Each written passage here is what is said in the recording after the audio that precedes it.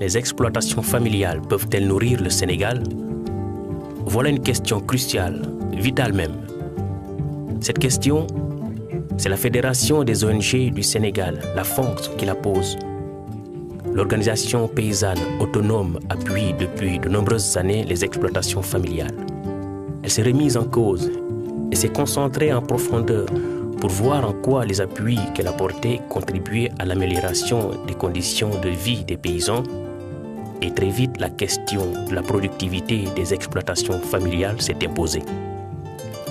L'enjeu est capital, car en répondant à cette question, la Fédération pourra présenter des perspectives aux organisations paysannes. Mieux encore, la FONGS pourra interpeller les autorités politiques et réclamer l'élaboration d'une autre politique agricole. Cet enjeu est à placer dans un contexte particulier. Le Sénégal n'assure pas pour l'instant sa sécurité alimentaire. Le pays importe massivement les produits alimentaires. Ces importations sont principalement concentrées autour du riz, du blé, des produits laitiers et de l'huile végétale. Entre 2001 et 2007, ces importations n'ont d'ailleurs pas cessé d'augmenter avec un taux de croissance moyen de 12% sur cette période. Les importations de céréales en 2008 représentaient quelques 300 milliards de francs CFA. Par contre, dans le même temps, les exportations agricoles issues de la pêche et des produits arachidiers ont connu une baisse. Un autre constat s'impose. L'agriculture familiale, de façon globale, est toujours restée le parent pauvre des politiques agricoles. C'est vrai au Sénégal, mais cela se vérifie aussi dans de nombreux autres pays. Les paysans ont été et sont encore délaissés, livrés à eux-mêmes. Aux yeux de certains, il faut plus que jamais miser sur d'autres types d'agriculture. Par exemple, l'agro-industriel, si on veut résoudre la question de l'alimentation, toujours plus urgente quand la population augmente de façon vertigineuse. Il faut dès lors parier sur les grandes entreprises agricoles productivistes, équipées de technologies de pointe et largement dotées en capitaux. Ce type d'agriculture a bien sûr sa raison d'être, mais dans le débat de la productivité, les exploitations familiales sont tout simplement ignorées. Il y a une image qui court au Sénégal. Quelle est l'image? Qu'on n'est pas capable. L'exploitation familiale au Sénégal n'est pas capable, elle ne nourrit pas. Nous avons trouvé le contraire. La production paysanne a trouvé le contraire. Qu'on nourrit, qu'on pouvait nourrir, qu'on a des difficultés. Le rapporteur spécial des Nations Unies pour le droit à l'alimentation tient lui aussi le même discours. Pour lui, il ne faut pas délaisser l'exploitation familiale. Les raisons sont multiples. Ce serait en d'autres mots une erreur que de vouloir miser sur les producteurs qui sont les plus puissants, qui ont le meilleur accès aux marchés internationaux, qui sont les plus compétitifs. Parce que même si là, on aura peut-être des gains dans le court terme en termes de maximisation de leur production, ce n'est pas certainement une recette pour, dans le long terme, favoriser le développement soutenable dans ces pays.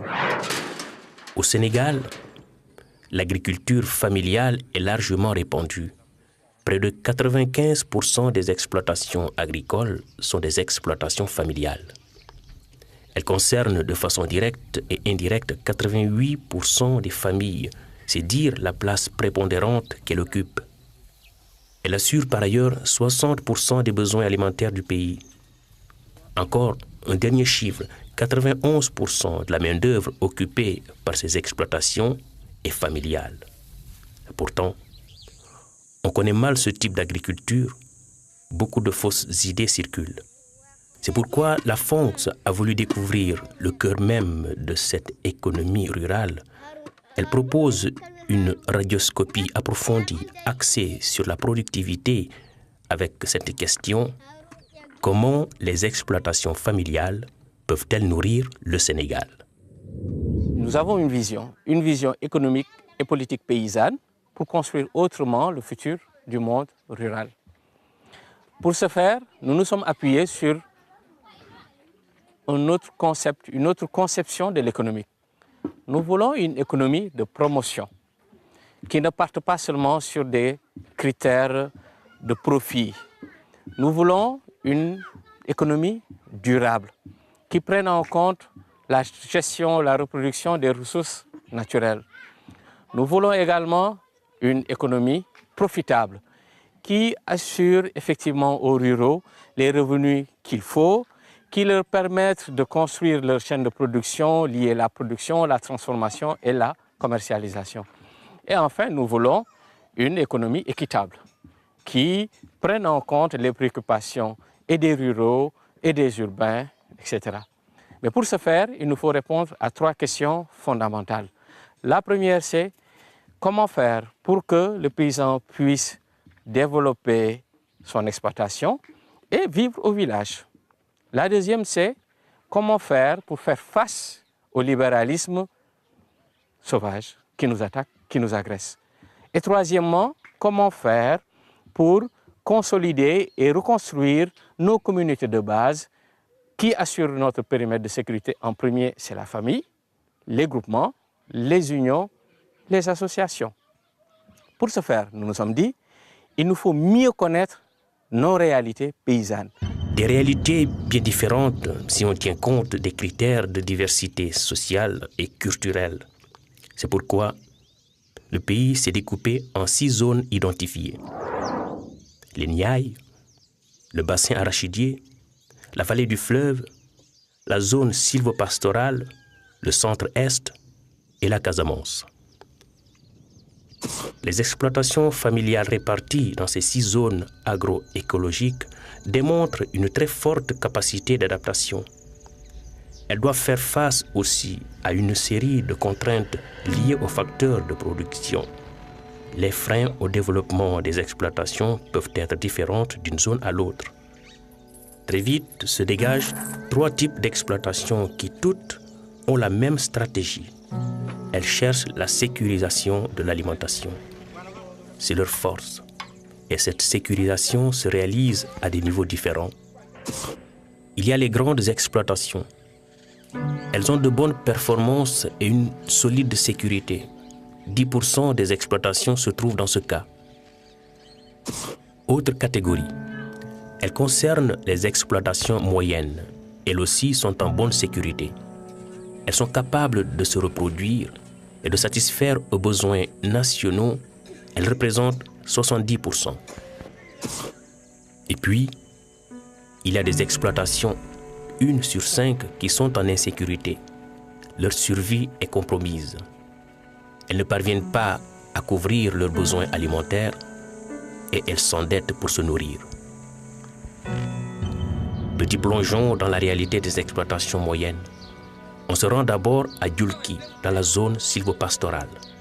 Nous allons à la rencontre de Amadou Sandiba, un membre de l'entente des groupements associés de Barkédi. Ici, on combine élevage et agriculture.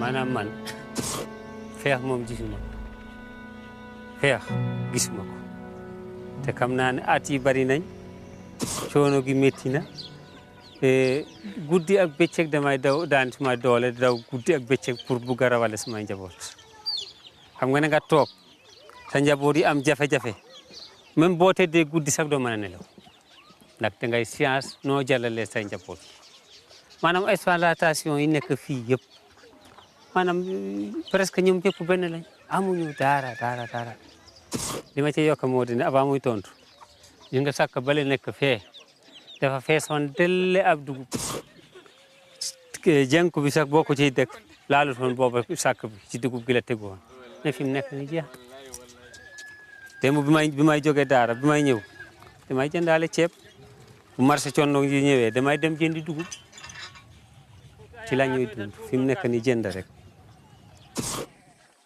Nous sommes au début du mois de juillet. La deuxième pluie est arrivée. La soudure est compliquée car il faut nourrir 2 épouses et 20 enfants. Pour s'en sortir, cet exploitant mène aussi une autre activité. Il est devenu auxiliaire vétérinaire. léegi man si sama wàllu bopp loolu moo taxoon ma dugg ci waa élevage ma di ci piqûre ma di ci am moyen bi ma mën a jàllee waaw ci loolu ci laa ne Sur le terrain, l'association ECAB, dont est membre Amadou, est également très dynamique. Elle soutient de façon efficace les paysans de la zone. amna ci lima len mëna way ci fi mo kom kam yam may na fi def na fi ay teen def na fi ay magasin defoon na fi ay magasin yoo xamante ne dund ñi lañ doon def noonu weete ne banque céréale jokkoon na fi banque céréale gas na ci biir ñaari commune rurale yëpp gas na ci ay teen yu dul jeex yoo xamante ne boo leen limee ñoo ëpp teen yi nga xam ne fa lañ leen fekk loolu def na ko indi na fi ay waruwaay ay moto def na ko fi def na fi lu bari daal même auxiliaire am na ci forme fii ci zone Dayane waaw moo jaflaf na dëgg li mu fi def bu fekkonte ne gouvernement bi kon def na lu tollu noonu kon nit ñi duñu am jafe-jafe mais gouvernement bi xam naa ne bu fekkente ne lii ECAB def fii gouvernement bi bu fi defoon rek comme ni ma la ko waxee kon jafe-jafe du am waaw. Début juillet, dans ce grenier de sécurité alimentaire, il restait encore 600 kilos de céréales. Près de 23 tonnes avaient été ici stockées par les membres.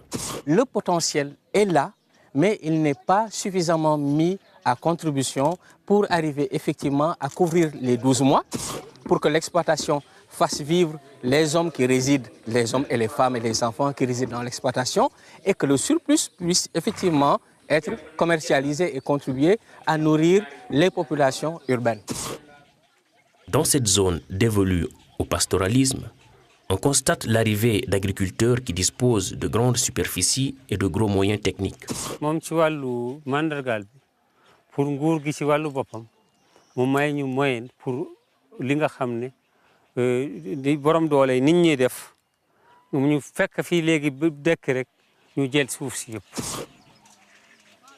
maanaam buñ jëlee suuf si yow baadoole bu fi nekkoon yow doo am foo génnee doo am foo sàmmee doo am foo béyee bu matériel jógee ca kaw borom doole yi ñooy téye ci matériel bi du àgg ñi nga xam ne ñoo ko war a yor ci wàllu càmm gi it bu loolu jógee it borom doole yi ñoo cay teg ko miskin yàlla yi moom dañ leen ay bàyyi fee rek mënuñ ci dara buñ leen defee lu dul yoon it mënuñ ci dara.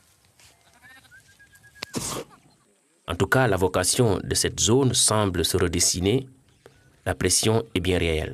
Absolument, on peut parler d'une pression parce qu'en termes d'occupation de terre, de plus en plus, on voit effectivement des entreprises à vocation agrobusiness qui s'installent notamment pour la gomme arabique. Mais il y a également de gros producteurs qui s'installent notamment pour faire de l'agriculture, c'est des investissements sénégalais. Et effectivement, il y a une concurrence au niveau de l'espace par rapport au devenir du pastoralisme.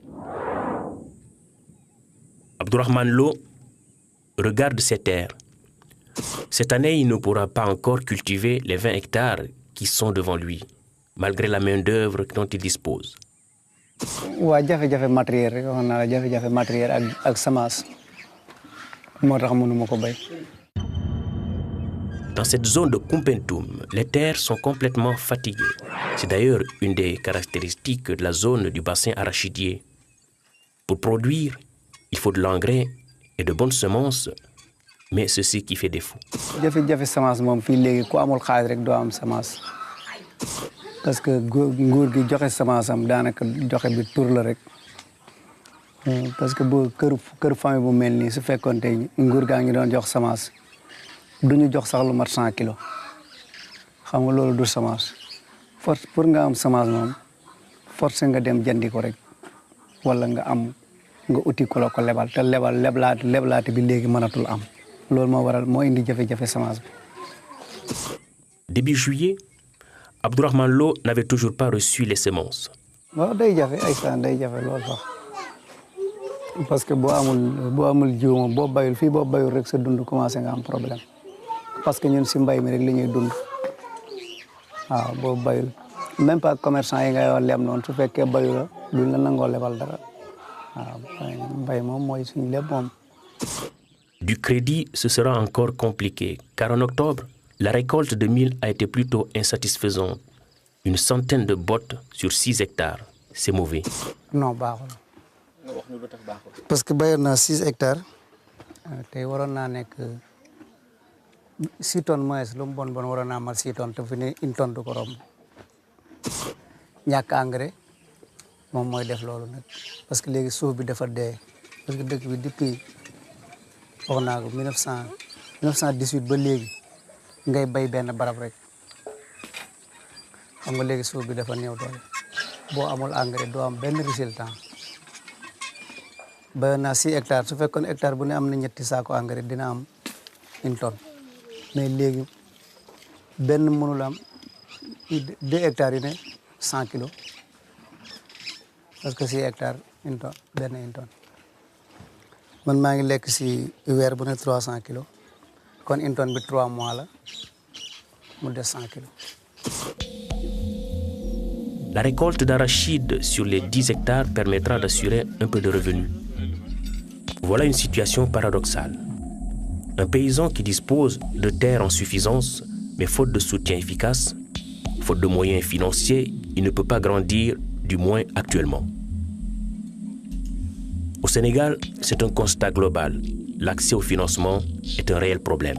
waaw léegi moom boo gisee nun ñu dem ba ñu taxaw mooy mutuelle yi tegandaa yi ñu teg dafa ëpp ndax boo xamante ne yow danga ne yow léegi yaa ngi dimbali néew di doole nga dem ba nga xam ne nga jox ko ñaar fukki junni nga ne ko liggéey ci juróom benn weer yooyu léegi booy indi daanaka boo tardé lañu lay teg doo ko mën a fay boo ko fayul at bi beneen at leneen tegu ci ba nga xam ne yow doo xam foo jëm ak bor. Le risque de la spirale de l'endettement est bien réel. Une des solutions, c'est de faire du solibuki. On prend du crédit en cascade, on emprunte pour pouvoir rembourser les autres dettes. Le premier problème qui se pose par rapport au financement, c'est parce que les agriculteurs eux-mêmes n'investissent pas dans l'agriculture. C'est parce qu'ils sont pauvres. C'est parce que quand on regarde l'historique de l'agriculture sénégalaise, on se rend compte qu'après les indépendances, les agriculteurs produisaient l'arachide, donc c'était des cultures de rente, et que finalement c'était vraiment tout, c'était pour construire les villes. Donc ce sont les paysans qui ont construit les villes. Et malheureusement, ils n'ont pas réussi à transformer leurs cases. Ils habitent toujours dans des cases. Donc ils produisent, l'État prélève le maximum, construit des villes, construit des écoles pour le développement du pays, mais rien ne revient pratiquement au niveau des agriculteurs pour qu'ils réinvestissent d'abord dans le matériel agricole, dans les intrants, dans leur propre situation de vie. Les Niayes, c'est la région du maraîchage. Le secteur économique est dynamique. La zone est pourvoyeuse de denrées agricoles. 10% sont autoconsommés. Le reste part vers les villes ou l'exportation.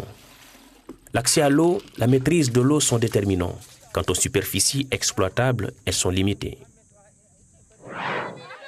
Nous retrouvons à Potou Sokhna Mariamaba, un petit bout de femme très dynamique. Elle aussi possède une petite parcelle où elle produit des légumes. Son activité principale, c'est la vente de produits maraîchers. Tous les matins, on la retrouve derrière sa petite table sur le marché de Potou. Depuis 30 ans, elle s'est lancée dans des activités commerciales. Chaque vendredi, elle se rend à Louga, à Keur Momarsar ou encore dans la région du fleuve pour y acheter divers produits maraîchers. Aujourd'hui, elle achète quelques sacs de manioc, des courges. Elle est bien connue des vendeurs. Elle aura aussi acheté des patates douces. Ce jour-là, c'était 7500 francs le sac. C'est un bon prix. Car une semaine auparavant, c'était 12 500. Elle revendra à 15 000. C'est ainsi qu'elle approvisionne les commerçants de Potou. Et c'est ainsi qu'elle s'en sort.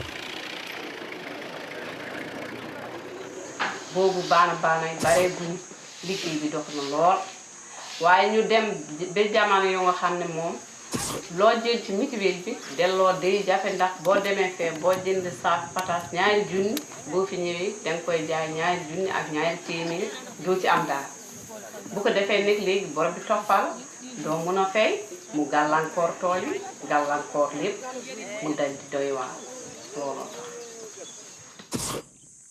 Pourtant, Madame Sokhna Mariama Ba, sur sa petite parcelle de terre, cultive aussi des légumes, mais avec beaucoup de difficultés.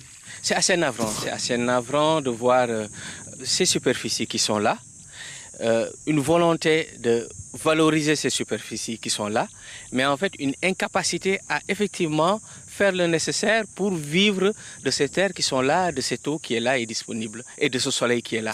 Waaw ndax boo gisee ma am tardement mooy ñàkk moyen tey sama tool boobu ba ma amoon tey machine goutte à goutte ma am ay mbalk léegi sama lépp day normal ndax bu ma amee machine am goutte à goutte benn gune mën na roos tool boobu te tool bi li ciy ñor mën na yor kër gi ñàkk mooy rek moo tax mënuma liggéey waaye ba ma amoon mooy damay liggéey normalement. Quand une aide appropriée peut être sollicitée, tout peut changer. C'est ce que nous avons voulu vérifier toujours dans cette région des Niayes. Fatim Niang a pu bénéficier d'un prêt financier du FAIRE, le Fonds d'appui aux initiatives rurales.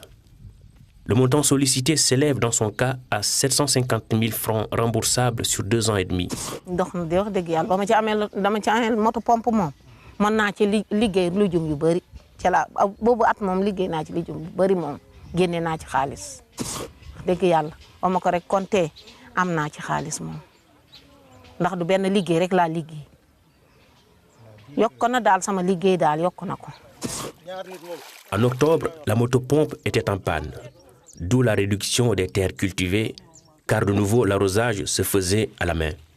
Sans cet ennui technique, toutes les terres ici auraient été cultivées avec de bons rendements. Carotte bi daaw jéeg laa ko fi daaw jéeg laa ko fi def waaye carotte bi rafetoon na torop sax. Aujourd'hui, Fatim Niang vit beaucoup mieux. Son prêt est remboursé et avec ses revenus, sa maison s'agrandit avec cette nouvelle construction. Cet exemple démontre que tout est possible, mais il faut tenir compte des spécificités des exploitations là où elles sont. À ce moment, quand on raisonne en termes d'appui en fonction des spécificités de cette zone.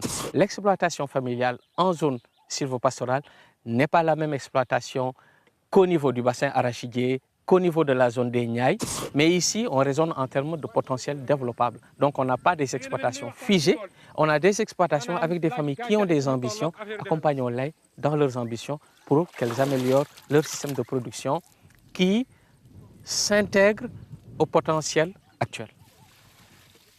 À côté de cela, il y a des exploitations dont la survie est compromise. Nous sommes dans la région de Louga. Le mari de Fatou Sey a quitté l'agriculture. Il est parti pour l'Italie.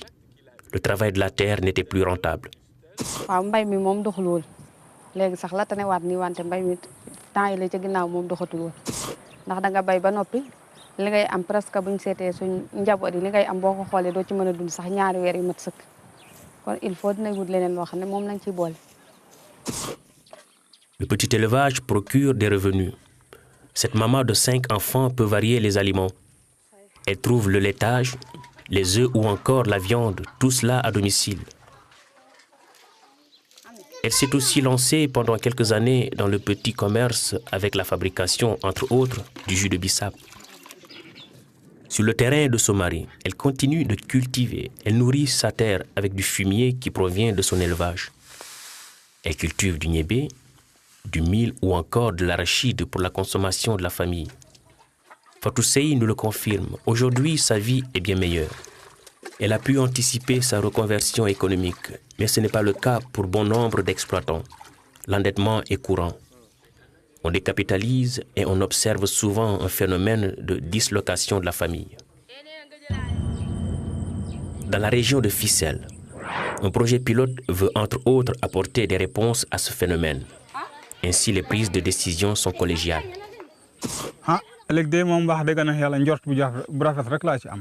waaw njort bu rafet laa ci am ndax xam naa ne liggéey bi nga xamante ne moom la ñuy liggéey nii ànd ci ak waa Jig Jam yaakaar naa ne daal liggéey boobu biñ ko continuer dinañu gis changement bu rëy ci suñu boor waaw parce que wax dëgg na yàlla lu bees la ci ñun parce que ñun li ñu xamoon moo dina yow borom kër gi rek dogal bi yëpp ci yow la nekk waaw yow yaay dogal def leen lii def leen lale mais léegi normalement exploitation famille bu mu dugg see ba léegi lépp loo bëgg a tey def ci biir famille bi dafa jaadu nga woo say famille ngeen toog waxtaan kenn ku nekk indi xalaatam ngeen seet loolu ngeen bëgg a def nan ngeen ko war a defee kenn ku nekk daal wax ci sa xalaat daal yu mel noonu daal mooy li nga xamante ne lu bees la ci ñun te yaakaar naa ne loolu daal lu jaadu la te lu rafet la daal te yaakaar naa ne fu baax rek la ñuy jëme daal. Dans ce projet, on mise beaucoup sur les aspects de la sécurisation du foncier. Les parcelles sont clôturées et pour assurer des revenus à moyen et à long terme, le paysan a planté des manguiers. Autre idée, pour assurer la restauration des terres, Saliou Sarr pratique une agriculture en rotation sur les 3 parcelles qu'il possède. Il cultive l'arachide, le mil et sur la 3e des plantes fourragères pour le bétail. Les récoltes sont très bonnes. En octobre, son stock de mil de la précédente saison n'était pas encore épuisé. Des grandes exploitations, on en trouve, mais elles sont encore trop rares. Elles intègrent très fortement agriculture et élevage. Pour le vérifier, nous allons dans la zone agroécologique du Sénégal oriental, mais aussi dans la vallée du fleuve. Là où depuis 1 an et demi, Abdoulaye Racine a racheté des terres. Beaucoup de terres. Il est à l'abri des problèmes fonciers. D'abord ko façon ngaji ɗiɗi ndemir hen façon walla façon ngaji tati ndemir hen façon goto ko façon ndema pour ko ñamanmi hen façon goto ko façon ndema pour ko mbawi dañde haali woni maraîchage uji woni remde gabbe remde gawri remde huɗoji joni noon e nder ko ndemata ko pour ko yeeyete ko dañirumi jeere nde ko mi haaldi e partenaire am gonɗo hirnangue ina sohli maara ha sabba naggam wi min mbaɗi traité holko min codata kilo min nandiri taw ko maara laaɓko.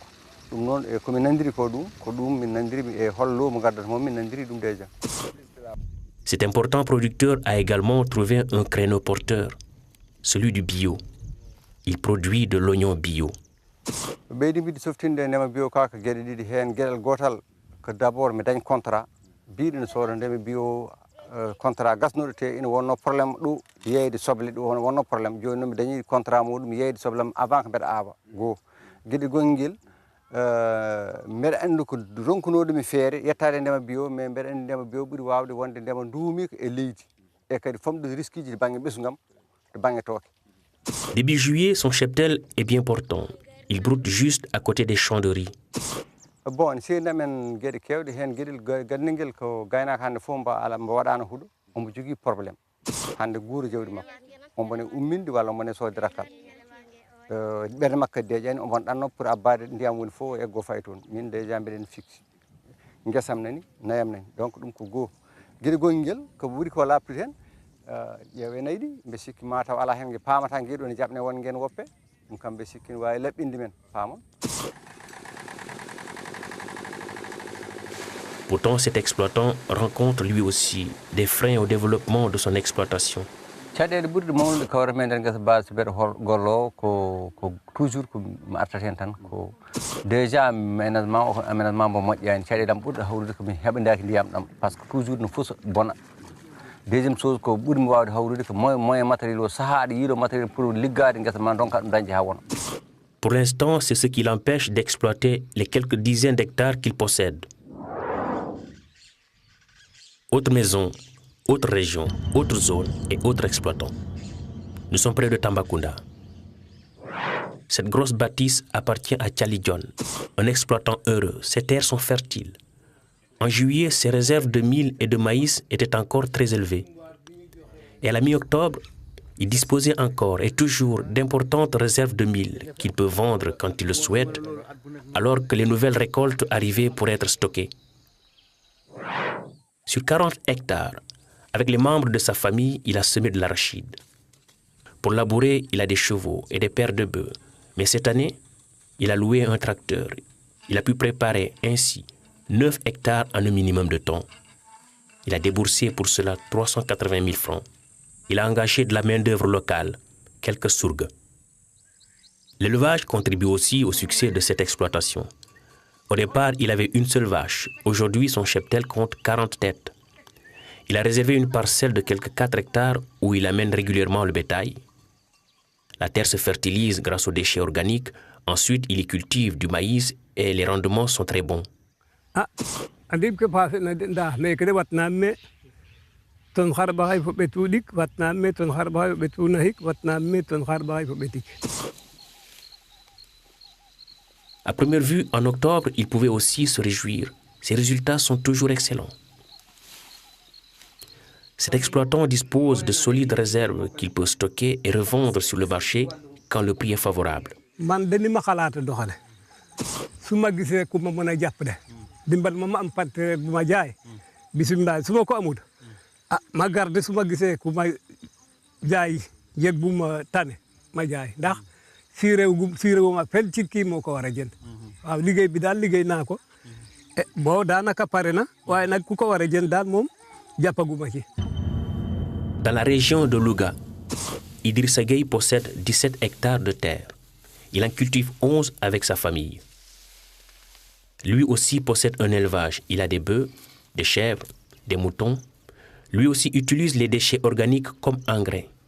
Ce sont près de 10 tonnes d'engrais qui ne coûtent pas grand-chose. Dernièrement, il a bénéficié d'un prêt de son association, la Fédération des associations paysannes de la région de Louga, la FAPAL. Il a acheté des semences, du matériel et des animaux. Il a par ailleurs planté 450 pieds de jujube. La production lui procure des revenus substantiels. Avec cette aide, son exploitation a pris un autre tournant.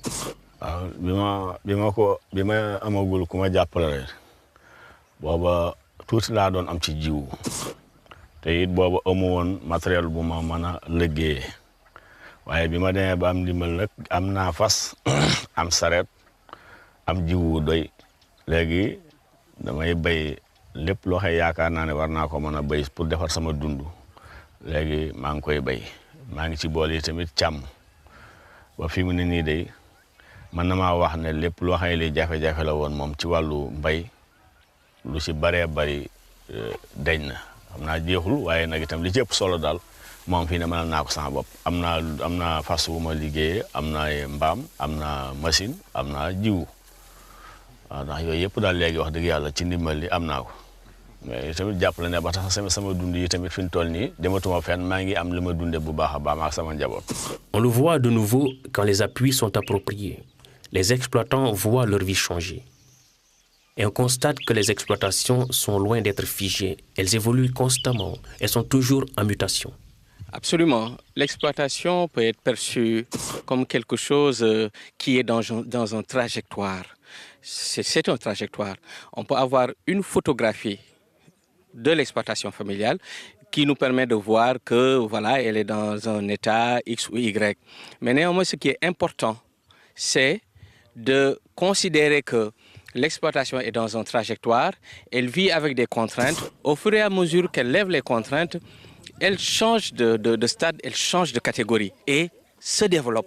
Maintenant, reste à savoir, bon, dans quelle mesure on met en place les politiques suffisantes pour permettre à l'exploitation de passer de l'étape A à B, de B à C, etc.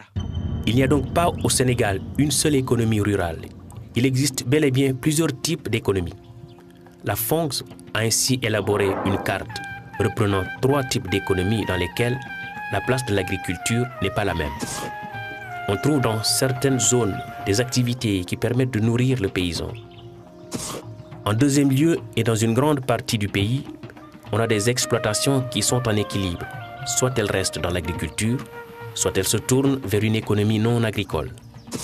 Et puis, on a 2 grandes poches où le paysan ne peut plus vivre de l'agriculture. Elle se tourne vers d'autres ressources. Mais le plus important que nous avons vu, c'est que le Sénégal rural est tiré par des économies, par des différentes économies. Osons le dire, au Sénégal, il n'y a pas un. Il y a des types d'économies en fonction d'eux. Et ici, aujourd'hui, une bonne orientation serait de partir de cette diversité pour tirer l'économie en avant. Les exploitations familiales présentent des performances qui ne sont pas identiques. Les politiques de soutien doivent s'adapter à ces réalités différenciées pour redynamiser un tissu économique qui est porteur. En réalité, si on considère qu'un appui se fait en direction d'acteurs qui ont déjà des disponibilités à valoriser les ressources qui sont là, effectivement, il y a une valorisation réelle de ces ressources. Mais les exploitations familiales dans leur état actuel ont besoin d'un coup de pouce qui, à la limite, pourrait sembler à quelque chose du genre leur mettre le pied à l'étrier pour permettre à ce que ce potentiel puisse s'exprimer. Et ça, il faut une volonté politique qui pourrait permettre d'accompagner véritablement ces exploitations dans des investissements qui correspondent à ce qu'elles veulent et ce qu'elles pensent être un potentiel qu'il faut appuyer pour qu'ils puissent se développer. Exploitation yi ñi nga xam ne ñoo gën a néew doole ñoom la ñu waroon a jàpp ndax bu fekkonte ne tey jii man borom doole la ñu jël ma exploitation yow mi amoo doole yow ñu bàyyi la xam ne kay loraanga bi moom mu ngi ci yow ba tey wàccut la lee moom du yow man damaa suur yow mosoo man mii suur nag balaa ñu may jox nañ la jox yow mi nga xam ne da ngaa xiif. L'État a un rôle à jouer et les paysans réclament un soutien approprié. eyyi ɗum kadi ko banggue goɗɗo ɗum ko fannu goɗɗo saɗede wodnede ɗum laamu toujours ne haaɓo ndema pour yo ndema yaltoye caɗele kono noon haare ngue hewani terde manam soɓe ndiwi aƴɓeɗe goɗɗoyta so tawi a waɗi felti wadde pompe pour tacca ma yo lawol yaaha jokko ha yetto e wuuro so tawi a totti neɗɗo moto pompe a tottani ɗum ko waɗiri aménagement ha hande saɗe ndiwani sa totti ɗum ko waɗiri aménagement a tottani ɗum ko waɗiri fondement ha hande saɗe ndiwani sa totti ɗum waɗiri ɗum ɗo foof so ala ɗo yeeyi saɗe ndiwani donc mesure tan mo ganduɗa laamu ngu ne ƴetta ɗum tan ha yetto ha action o joof ɗum woni ko hewani wadde. Tous les paysans rencontrés tiennent la même réponse quand on leur demande si les exploitations familiales sont capables de nourrir le Sénégal. Ka fopa jaɓɓa boutique o to a jego matériel toyu jaɓo ngooxo e roog moƴu jegay xooxa ndiig leŋ wax deg a waangi ɓis fo xu yaakaronga sax waagano dimle'a bo ndiig ne dakwiid mbaan. waaw mën nañ leen dundal buñ leen jàppalee mën nañ dundal Sénégal. so tawi kamɓe tan jaabungol mbiyatmi mataw peut être ko mbeɗa wawi wiide ngol woyi mbeɗa wawi wiide non par ce que so tawi ko kamɓe tan e koye mabɓe ɓe gaccama ɓe mbawa wuurde Sénégal par ce que investissement ji potoji takɗi ɓe guura Sénégal ɗin ngala mais so tawi ɓe mbaɗi investissement ji nécessaire ɗi ganduɗa ɗiɗo cohla yo mbaɗe ha leydi gonniɗi e Sénégal gonniɗi e nokku ndeɓi kuufidi wawama waɗede valorisé mbeɗa gonɗi ɗi mbawi wuurde par ce que ndemowo foof au moins ko jaaji foof omo wawi wuurde yimɓe sappo. Pour les responsables de Initiative Prospective Agricole et Rurale de Dakar, l'IPAR, les freins sont à deux niveaux. Il y a des freins d'ordre structurel qui sont liés à la taille de l'exploitation. Aujourd'hui, on a en moyenne un demi-hectare par actif, ce qui est dérisoire. Ces exploitations sont sous-équipées parce que depuis la fin du programme agricole des années avant ajustement structurel, il n'y a pas eu un programme vraiment efficace de rééquipement des exploitations familiales. Ces exploitations ont des terres complètement dégradées. Là aussi, il n'y a plus, avec la fin du programme agricole, il n'y a pas eu d'accès aux intrants comme l'engrais essentiellement. Il n'y a pas de bonnes semences. La recherche trouve des semences, mais il n'y a pas de multiplication. Ce qui fait qu'aujourd'hui, le capital semencier est très réduit et on n'a plus de semences de qualité comme avant. Le deuxième type de problème est un problème de dysfonctionnement. Un problème de dysfonctionnement dans les mécanismes de production, mais aussi sur l'accès au marché rémunérateur. Et puis, il y a tous les problèmes liés à la commercialisation, à l'accès au marché. Les exemples sont nombreux. Mais ñetti exploitation yooyu tamati moo ci tane tuuti ndax am na moom contrat au moins mais contrat bi problème écoulement la tamati day ñorandoo bu ñorandoo usine bi benn la dafa sore benn ñaareel bi que boo demee ba foofu rang bi day gudd ndax tamati bi yëpp a ñëwandoo benn yoon moo tax tuuti la ñuy jël ci bu ñu boo defee contrat nga jël ay hybride semence hybride yoo war a def 80 tonnes ou 40 50 tonnes 60 tonnes suñu la defalee 20 tonnes à l'hectare wala 18 tonnes à l'hectare ñu bay la. Même si on produit bien, on vend mal. Ou on ne vend pas du tout, on n'a pas de débouché. Ou si on vend à des prix qui ne sont pas rémunérateurs. Le paysan a toujours fait les frais de ce marché où lui, il est toujours le grand perdant. Donc tout cela fait qu'aujourd'hui, c'est des facteurs, c'est des choses qu'il faut changer si on veut effectivement que l'exploitation familiale puisse extérioriser son potentiel de nourrir la population sénégalaise et aussi de dégager des surplus de revenus pour le bien-être des populations rurales. La voie unique que je vois, c'est la diversité de nos exploitations familiales, c'est la diversité de nos économies, c'est la diversité de l'occupation de notre espace. C'est sur ça qu'il faut agir pour avoir une bonne politique agricole. Au Sénégal, la culture de l'oignon est un bon exemple. Mise à mal par les importations, principalement en provenance de la Hollande, la filière a fait l'objet d'une protection certes limitée mais efficace. Les exploitations familiales productrices sont arrivées à fournir sur le marché l'équivalent de 2/3 de la consommation nationale.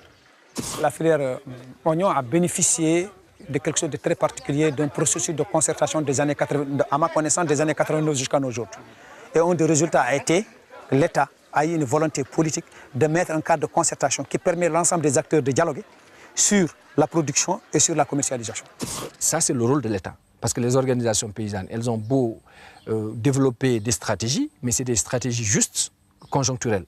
Mais si on veut régler le problème de façon structurelle, de façon durable, il faudra que l'État reconnaisse aujourd'hui le bien fondé, en tout cas de ce que disent les organisations paysannes, le bien fondé de leur discours et les arguments qu'ils développent, et les accompagne dans ça, en transformant justement le monde rural pour qu'il soit plus attractif, qu'il permette aussi de résoudre le problème même de développement du Sénégal. On a une bonne partie de notre population qui est constituée de jeunes, de forces vives. On a encore des terres. Quoi qu'on dise, on a des terres qu'on peut exploiter. On a un marché interne et un marché sous-régional qui représente une opportunité énorme parce que l'Afrique importe presque tout, importe sa nourriture. Donc nos paysans ont un marché. Il suffit tout simplement que nous jouions le jeu, que nous soyons volontaristes, que nous fassions confiance à ces paysans, qu'on investisse à la hauteur du nécessaire au niveau de ces exploitations familiales, au niveau aussi d'autres formes d'agriculture, pour qu'enfin on puisse produire abondamment, couvrir nos besoins et profiter de ce marché énorme pour que nos paysans soient rémunérés à juste titre et vivent bien. Ça, c'est vraiment mon souhait. Et j'y crois très fortement, je travaille à ça. Une organisation comme la FONGS le redit très clairement. Il faut travailler sur les questions de production, de transformation, de commercialisation, sans oublier les questions liées aux consommateurs. Le rôle des organisations paysannes est primordial. Il faut qu'on s'engage à produire et à produire pour nourrir les Sénégalais. Ça, c'est notre premier. Pour y arriver, ça a des conditions. Il faut bien s'organiser, il faut bien s'informer, il faut se former, il faut avoir les OP vont agir sur ces questions. C'est ça nos responsabilités. On va créer les conditions pour bien se former, pour savoir comment on va le maximum produire. Ne pas rentrer dans une production, mais rentrer effectivement dans une production globale qui permettrait effectivement d'arriver à la souveraineté alimentaire sénégalaise. Au Sénégal, une priorité s'impose. Il faut largement investir et soutenir l'agriculture paysanne. Donc tout ça montre simplement que la question de l'agriculture familiale est une question qui doit être posée d'abord du point de vue politique, mais aussi du point de vue organisationnel. C'est-à-dire que les organisations paysannes ont compris aujourd'hui que l'enjeu majeur, c'est de convaincre les États à investir massivement dans l'agriculture, mais surtout l'agriculture familiale. Mais ce qu'on voit aussi, c'est que ces exploitations ne sont pas pour l'instant suffisamment soutenues, qu'elles ont besoin d'un renfort du politique et que, à condition que ce soutien soit donné et que l'on investisse en elles, elles sont capables de développer un potentiel qui pour l'instant reste sous-développé. Et donc c'est quelques 70% des exploitations familiales qui sont tout juste viables aujourd'hui pourraient, avec relativement peu d'efforts, augmenter très rapidement leur productivité avec des politiques qui sont dirigées vers ces exploitations. Et donc, je pense qu'il y a là un potentiel tout à fait important à explorer. Il faut changer dans le sens où il faut mettre beaucoup d'argent dans le monde rural. Ce n'est pas de l'argent perdu, c'est un investissement incontournable si on veut vivre. Il est absolument nécessaire qu'on affronte dès maintenant ces problèmes, sinon c'est une bombe à retardement qui sera sur la société sénégalaise, la société africaine.